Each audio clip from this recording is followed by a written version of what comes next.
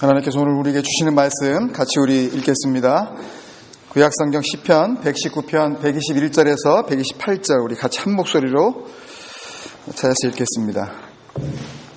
시편 119편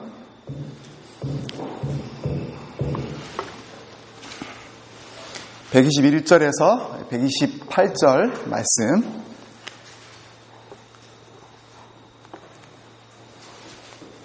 같이 읽습니다. 시작.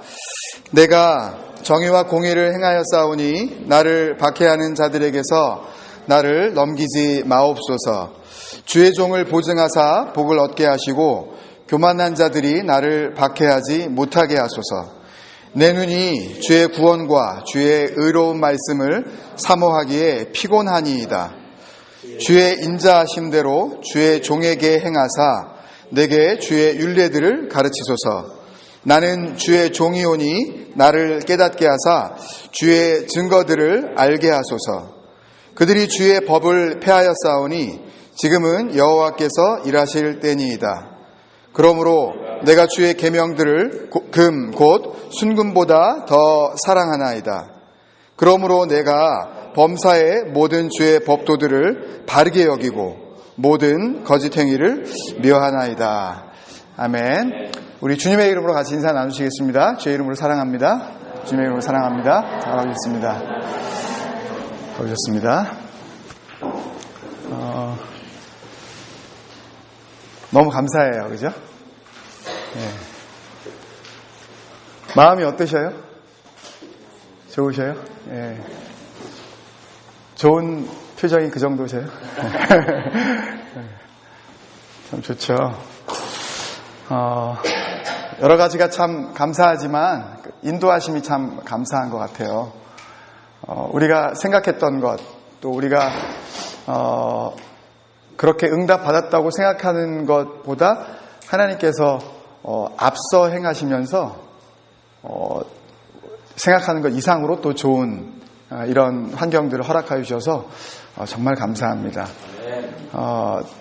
또 그동안 어쩌면 우리가 참 힘들고 또 어떤 면으로는 또 눈에 보이는 게 없기 때문에 실망도 되고 또 뭐 추운데 뭐 야외 예배도 자꾸만 나가고 하여튼 뭐 반 떠돌이처럼 이렇게 하고 있는 건 아닌가 하는 그런 생각이 혹 있을 수도 있는데 단 한 사람도 그런 생각을 안 한 것 같아요. 그죠? 아멘. 예. 정말 그런 것 같아요. 그래서 그렇게 한 마음으로 소망 가운데 흔들리지 않고 우리가 보이는 것 때문에 마음이 기쁜 것이 아니라 보이지 않는 그 소망 붙잡고 잘 우리가 견딜 수 있었습니다. 그것에 대한 하나님의 또 작은 선물이라고 생각합니다. 우리 지난 6개월 동안 잘 참고 또 애쓰셨고 수고하셨다는 그런 의미에서 서로 한번 인사 나누겠습니다. 수고하셨습니다. 수고하셨습니다. 수고하셨습니다. 수고하셨어요. 예. 그렇긴 하지만 또 너무 좋은 공간에서 또 우리가 은혜되는 시간을 가졌어요. 영적으로도 그랬지만 또 그런 환경이었기 때문에 우리가 또 좋은 그런 식탁의 교제도 나눌 수 있지 않았었나, 그죠? 아마 뭐 전 세계에 매주 그렇게 거의 뭐 뷔페에 가까운 그런 맛있는 음식들을 다양하게 먹는 그런 공동체는 아마 찾기 어렵지 않을까, 그죠? 참 육신의 양식도 그렇게 참 아름답게 서로가 나누고 공급받았던 그런 시간이었다고 생각을 합니다. 오늘은 그런 생각을 했어요. 사실 이 예배당이 옮겨지고 또 우리가 소망했잖아요. 그죠? 이렇게 되기를 기도했잖아요. 그죠? 예. 그래서 그 기도가 우리가 기도한 대로 응답이 되어졌잖아요. 그 사실 한 가지만으로 그냥 너무 감격스럽고 감사해서 정말 오늘은 설교를 하지 말아야 되겠다. 예, 정말 그래야 되겠다라고 생각을 하고 라고 생각을 했다고요, 제가. 예, 생각만 하고 지난주에 우리 야외 예배 드리면서 오늘 다시 한번 좀 우리가 점검해 보자 그랬잖아요. 시편 119편이 16번째 단락을 그러면서 다시 한번 이 말씀을 묵상을 하는데 이 말씀을 통해서 저에게 그러지 말라고 그러시는 거예요.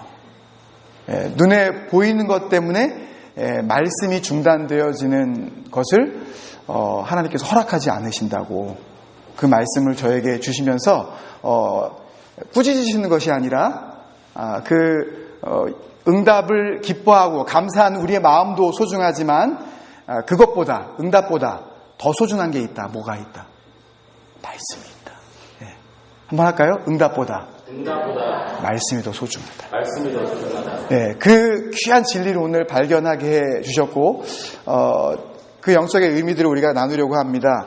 시편 119편 121절에서부터 128절 말씀의 소제목을 우리가 지난주에 그렇게 한번 정해보았습니다. 뭐였죠? 한번 넘겨주시면 말씀에 종이 될 때 나에게 일어나는 일. 같이 한번 할까요? 시작.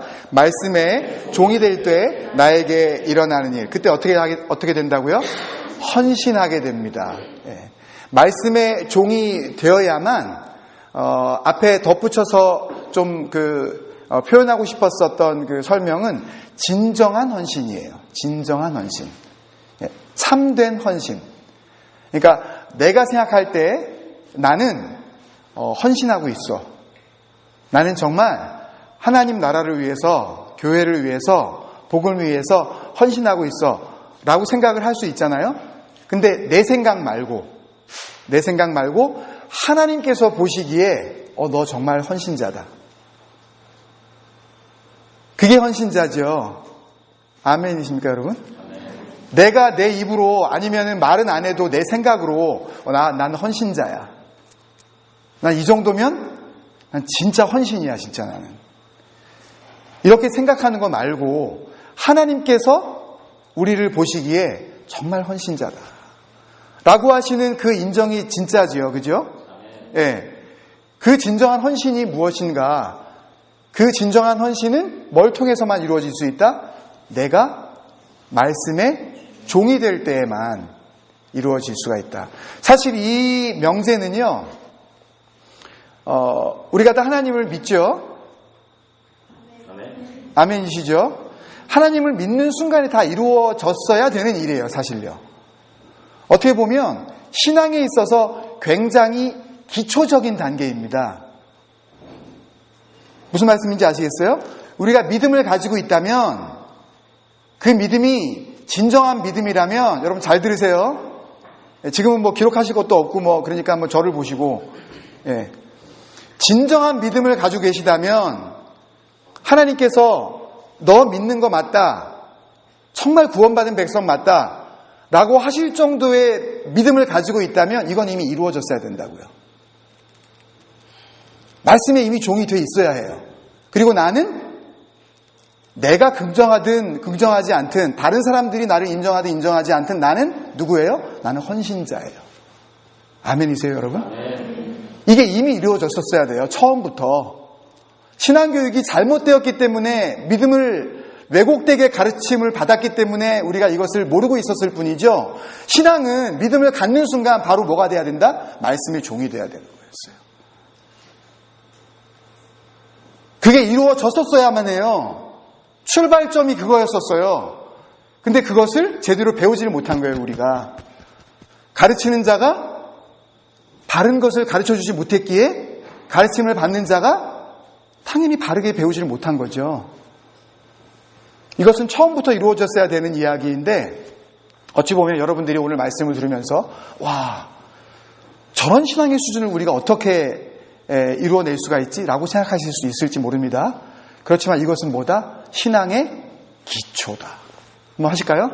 신앙의 기초다. 말씀의 종이 되는 것은 뭐다? 신앙의 기초다. 만약에 이게 안 이루어졌다면 오늘 다시 우리의 신앙을 점검해야 합니다. 이제 폭스힐 예배당 시대가 끝나고 돈카스터의 시대가 열렸습니다. 이게 무엇을 의미하는지 우리는 잘 알지 못해요. 그렇지만 뭔가 장소를 옮기시고 기도에 응답하실 때에는 하나님께서 앞서가시면서 계획하심이 늘 있었습니다. 성경의 역사가 우리에게 그것을 증명해줘요. 흥분됩니다. 하나님께서 어떤 일을 예비하고 계실까? 한편으로는 두렵습니다. 그 소망 가운데에 하나님께서 왜 이리도 우리를 사랑해 주실까 하면서 마음 가운데 두려움이 생깁니다. 진정한 신앙은 소망, 기대만 가지고 살아가는 것이 아니라 무엇도 있어야 한다. 하나님을 경외함이 있어야 된다. 하나님을 두려워함이 빠져서는 안 된다. 소망과 하나님 경외함은 언제나 함께 가야 한다. 이것이 우리 주님 생각 에클레시아가 말씀을 통해서 추구해야 하는 우리의 바른 신앙의 방향인 줄 믿습니다. 오늘 말씀을 나눌 때에 그런 우리의 방향들이 다시 한번 좀 분명해졌으면 좋겠습니다. 오늘 크게 두 가지로 말씀을 좀 나누려고 하는데요. 그렇다면 말씀의 종은 어떻게 될 수 있는 것인가? 말씀의 종이 될 수 있는 방법은 무엇인가? 말씀의 종이 어떻게 되는 것인가? 이것을 알고 싶습니다. 동시에 말씀의 종이 되는 그 길을 우리가 알고 싶을 때에 그 안에서 그 이유도 우리가 발견할 수 있을 것입니다. 말씀의 종이 왜 되어야 하는가? 라는 의미도 우리가 동시에 발견할 수 있게 될 줄로 믿습니다. 또 한 가지는 말씀의 종이 될 때 뭐 하게 된다고요? 헌신하게 된다고 했는데, 그러면 진정한 헌신은 우리가 지난주에 같이 아이오 예배를 통해서 나누면서 결론의 말씀으로 진정한 헌신은 뭐 하지 않는 거다? 근심하지 않는 거다라고 이렇게 말씀을 나누었는데, 진정한 헌신이 근심하지 않는 것이라고 결론을 맺었다면 근심하지 않는 것과 근심하지 않는 것과 참된 헌신이 어떤 관계를 가지고 있는가? 여러분, 지난 한 주간 동안을 우리 너무 멀리 보면 기억이 안 나실지 모르지만 지난 한 주간 동안을 이렇게 지나시면서 나는 근심해 본 적이 없었네요. 아무것도 걱정하지 않고 그냥 주님 안에서 평안한 그런 삶을 살았네요. 라고 고백하시는 분은 마음으로 한번 손을 들어보세요. 또 진짜 손을 들라 그러면 또 손을 안 드시는 분은 또 충격받으실 테니까 저런 사람도 있구나. 진정한 헌신이 근심하지 않는 것이라는 이 사실은요, 그렇게 살아본 사람만 알 수가 있습니다. 이 삶을 살아보지 않은 사람은 진정한 헌신이 근심하지 않는 거야? 라는 그 귀한 진리를 알래야 알 방법이 없어요. 헌신과 이 근심 사이에 어떤 관계가 있는지 오늘 말씀을 통해서 같이 나누고 싶습니다. 오늘 121절, 122절 연속으로 나오는 그 말씀을 보면은요, 이 시편 119편이 뭐에 대한 이 찬양이었죠? 시편 119편이 뭐에 대한 찬양이에요? 시편은 노래 아닙니까? 찬양 아니에요? 뭐에 대한 찬양? 말씀에 대한 찬양. 오로지 말씀 한 가지에 대해서 집중해서 찬양하고 있어요. 그죠? 찬양의 대상이 뭐예요? 말씀이에요. 하나님의 말씀이 찬양의 대상, 찬양의 목표점이 되는 거예요, 지금요. 그렇기 때문에 이 말씀에 대한 다양한 표현들이 있었어요. 기억나시는 거 있으면 한번 말해 보실래요? 말씀해 보실래요? 주의 말씀 말고 주의 법도, 또 주의 윤리에, 또 주의 도, 또 교훈, 주의 교훈, 또 주의 계명, 또 한마디도 말씀 안 하신 분들은 나도 그러고 계신 거예요? 나도. 굉장히 많았죠, 이런 표현들이. 규례, 다양한 표현들이 있는데, 갑자기 이 121절과 122절에 시편 119편에서 최초로, 그리고 마지막으로 연속적으로 이런 하나님의 말씀과 관련된 표현, 그 다양한 표현 가운데 어떤 것도 여기 언급되지 않았어요. 이유가 뭘까요? 이유가 뭐겠습니까? 다른 곳에서 그 이유를 찾아보면요, 한마디로 이야기하면 고난의 깊이가 너무 깊을 때, 한마디로 내 신앙에 지금 큰 문제가 생겼을 때, 나의 삶 가운데에 도저히 감당할 수 없는 고난이 닥치게 되었을 때, 그때 시인은 말씀에 대한 찬양을 막 이렇게 막 아름답게 기록해 나가다가 잊어버려요. 내가 지금 뭐 하고 있는 거지? 말씀에 대한 찬양에 집중하고 있었던 이 시인이 말씀에 대한 그 초점을 갑자기 놓쳐버린다고요. 우리도 그럴 때가 있잖아요. 너무 힘드셔서, 그죠? 도저히 감당이 안 돼서 이거는 하나님의 말씀, 그거 가지고도 이거는 감당이 안 돼 라고 할 정도로 그렇게 어려움이 오실 때가 있잖아요. 그죠? 그럴 때는 하나님의 말씀도 이제 뒷전이 되는 거예요. 그런 상태가 지금 됐다고요. 예를 들면 하나님의 말씀이 언급되지 않는 또 다른 이 구절이 84절인데 뭐라 그랬냐면 84절에서 이 시인은요, 주의 종의 날이 얼마나 되나이까? How long must your servant wait? 내가 얼마나 기다려야 됩니까, 주님? 기다릴 만큼 기다렸다는 거죠. 충분히 인내해 봤다는 거죠, 자기가. 참을 만큼 참은 거예요. 무릎을 꿇고 하나님의 말씀을 붙잡고 응답을 기대하면서 기도했다는 거죠. 얼마나 더 내가 기다려야 됩니까? 얼마나 되나이까? 나를 핍박하는 자들을 주께서 언제나 심판하시리이까? 나를 핍박하는 자들을 주님께서 심판하셨다는 거예요? 안 하셨다는 거예요? 언제 하시리이까? 아직 안 하셨다는 거예요. 왜 그 나쁜 사람들, 왜 하나님의 말씀을 지키려고 하는 나를 괴롭히는 그 사람들을 좀 어떻게 좀 해주시지? 내가 그렇게 간절하게 기도하는데 왜 내 기도 응답 안 해주시고 그 사람들 왜 잘 지내고 있습니까? 언제까지 기다려야 됩니까, 주님? 한번 주님의 실력을, 주님의 능력을 한번 뻔때를 보여주세요 라고 지금 기대를 하고 있는데 하나님이 아무것도 안 하시네요. 이럴 때 뭐를 잊어버린다고요? 말씀을 잊어버린다고요. 공통점이 있는 거예요. 말씀을 놓쳐버릴 정도로 그런 고통 가운데 있을 때, 그때 완전히 말씀에 대한 기억마저 상실하게 되는 것입니다. 언제 어떤 일이 어떻게 벌어질지 모르는 극도로 불안정한 상황, 그때에 그냥 우리가 힘들어만 하는 것이 아니라 뭘 하게 되어야 합니까? 믿음의 사람들은 기도하여야 하죠. 그죠? 오늘 이 본문의 이 시인도 기도했습니다. 그런데 한 가지 다른 점을 우리가 찾을 수 있다면, 문제를 해결해 달라고 21절과 22절에서 나를 박해하는 자들에게 나를 넘기지 마소서, 교만한 자들이 나를 박해하지 못하게 하소서, 그 사람들 좀 어떻게 좀 해주시옵소서, 내가 하나님 말씀 지킬 수 있도록 그 사람들을 좀 나에게서부터 멀리하게 하여 주옵소서, 이런 지금 기도를 드리고 있는 거예요. 이 기도의 목표가 뭐예요? 내가 말씀대로 살게 하게 해달라고. 목표가 그거잖아요. 다른 것을 간구하는 게 아닙니다. 그렇게 기도를 하고 있어요. 그런데 이 문제를 해결해 달라고 그냥 마구 달려드는 기도가 아니라 기도보다 앞서는 것이 있습니다.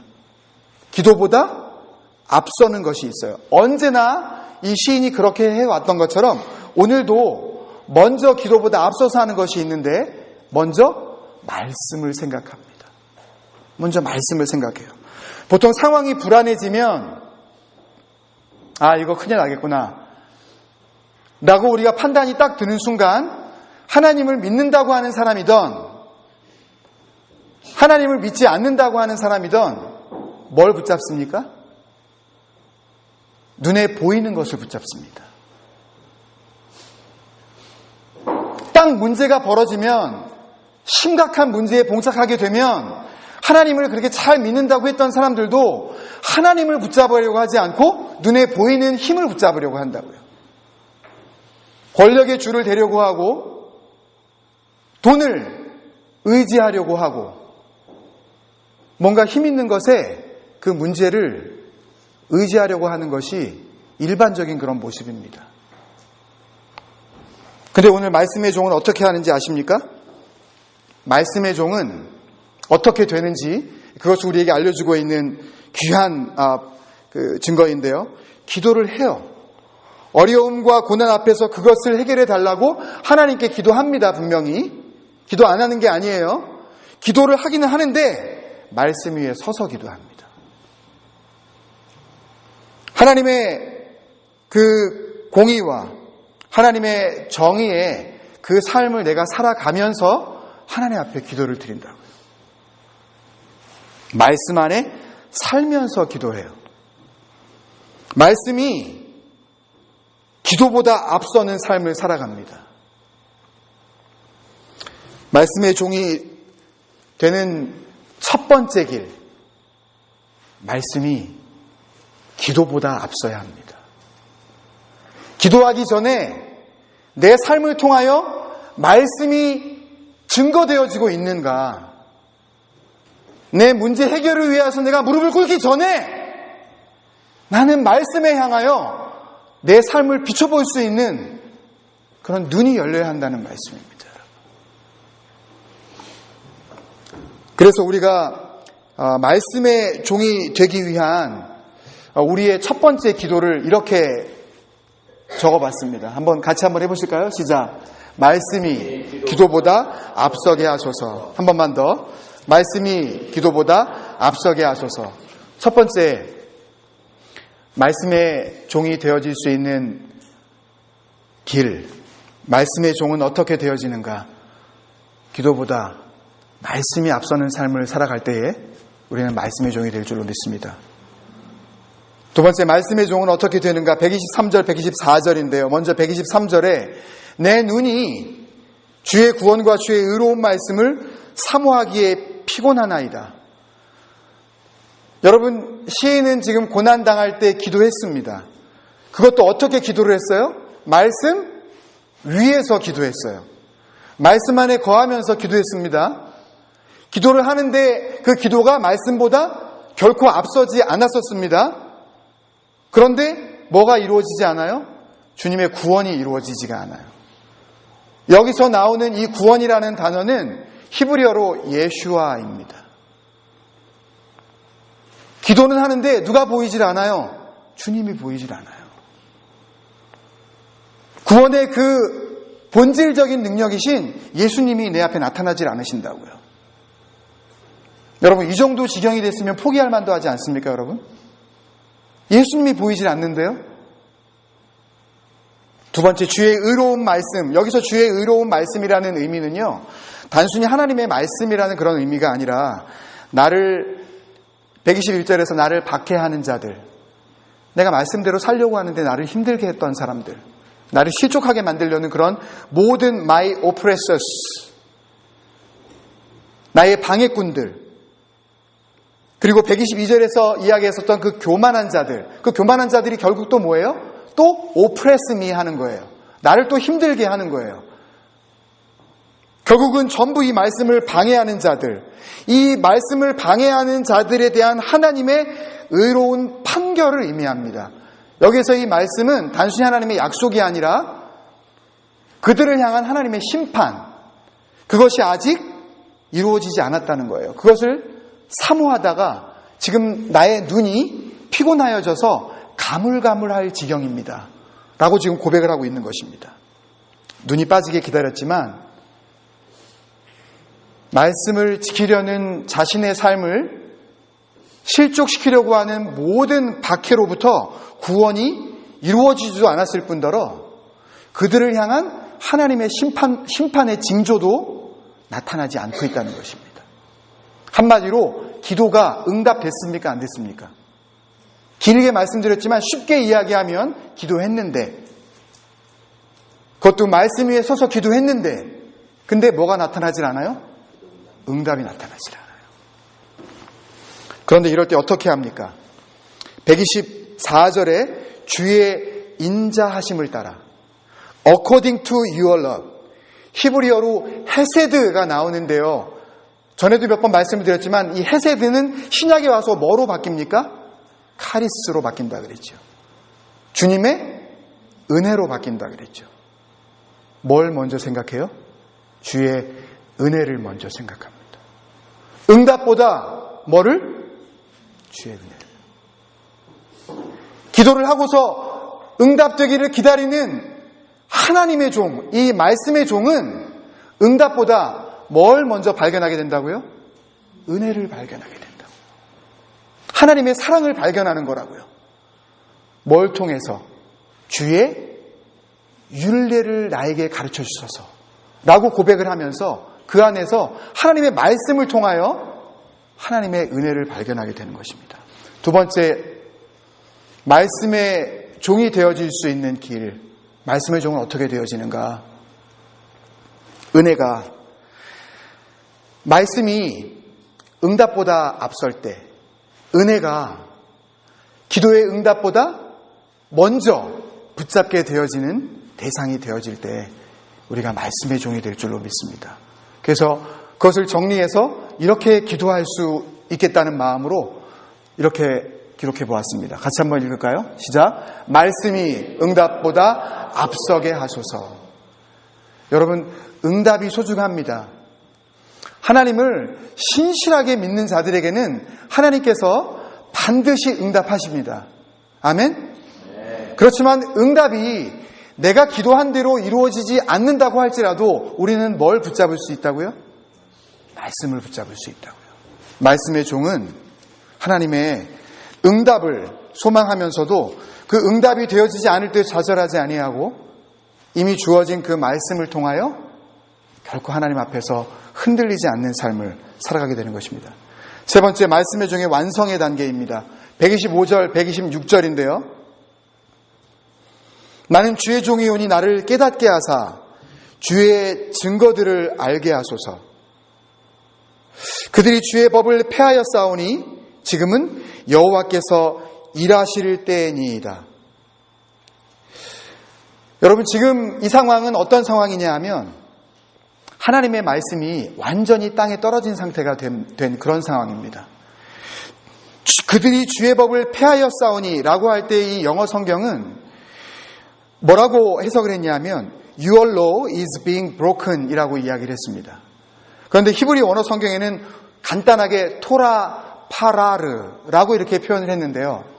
토라는 우리가 잘 아는 거죠? 하나님의 말씀이죠. 모세 오경을 대표하는 그런 그 명칭 아닙니까? 이 토라가 파라르 됐다는 이야기는요, 던졌다는 이야기입니다. 토라를 던졌는데 마치 유리병을 들고 단단한 땅바닥에다 던져버리면 이 유리병이 어떻게 됩니까? 예? 이게 어떻게 돼요? 예? 주상 어떻게 된다고요? 산산조각이 납니다, 여러분. 유리병을 땅바닥에 던지면 다 아시죠? 유리병은 산산조각이 나게 되어 있습니다. 하나님의 말씀을 땅바닥에다 던졌는데 이 파라르라는 단어는 산산조각을 내버렸다는 이야기예요. 말씀을 아주 거덜나게 했다는 이야기입니다. 쓰레기보다도 못한, 누구도 거들떠보지 않는 그런 것으로 치부하고 있는 그런 상황이 되었다는 거예요. 여러분, 그럴 때 우리가 어떻게 해야 되겠습니까? 하나님의 말씀이 완전히 땅에 떨어졌을 때, 혹 우리 공동체 안에 하나님의 말씀이 말씀으로 서지 못하는 그런 지체가 있을 때 여러분, 우리가 어떻게 해야 되겠습니까? This is my time. 이제 내가 더 이상은 기다릴 수가 없겠다. 내가 더 이상은 참을 수가 없도다. 하나님 잠깐만 계시옵소서. 내가 일어나서 주님을 대신하여 의로운 일을 내가 감당하겠나이다 라고 하면서 우리가 어떻게 할 수 있습니까? 우리의 손에 말씀의 검을 들고 우리가 휘두르려고 할 수 있습니다. 그렇지만 하나님의 말씀은 우리에게 뭐라고 말씀하셔요? 성령의 검, 곧 하나님의 말씀을 휘두르라? 하나님의 말씀을 가지라. 갖고만 있는 거예요, 우리는요. 우리는 이 검을 휘두르는 자가 아닙니다, 여러분. 우리 교회가 만약에 말씀을 좀 깨닫고 새로운 진리를 깨달았다 그래서 이 검을 휘두르려고 한다면 우리 교회는 아무도 남을 사람이 없습니다. 심지어는 사실은 검을 들고 있는 자기 자신부터 그 검에 찔림을 받아야 해요. 왜? 하나님 앞에 의인은 없나니? No one day. 아무도 의인이 아니기에 누가 감히 하나님의 검을 들고 휘두를 수가 있겠습니까? 우리는 하나님의 말씀, 그 성령의 검을 다만 어떻게 하고 있는 거예요? 들고만 있는 거예요. 들고만 있는 거예요. 그리고 실제 공격은 누가 하시는 거예요? 하나님이 하시는 거예요. 말씀이 하시는 거예요. 성령께서 하시는 거예요. 싸움은 우리가 합니까? 우리가 싸우는 게 아니에요. 전쟁에 능하신 하나님께서 우리의 모든 싸움 가운데 대장 되신 예수 그리스도를 보내주시고 우리를 위하여서 대신 싸워 나가실 줄로 믿습니다. 여러분, 이 말씀은 그런 말씀입니다. 주님, 더 이상은 내가 못 참겠습니다. 제 손으로 저 인간을 끝내버리겠습니다. 하나님의 말씀을 그냥 산산조각 내버린 파라를 한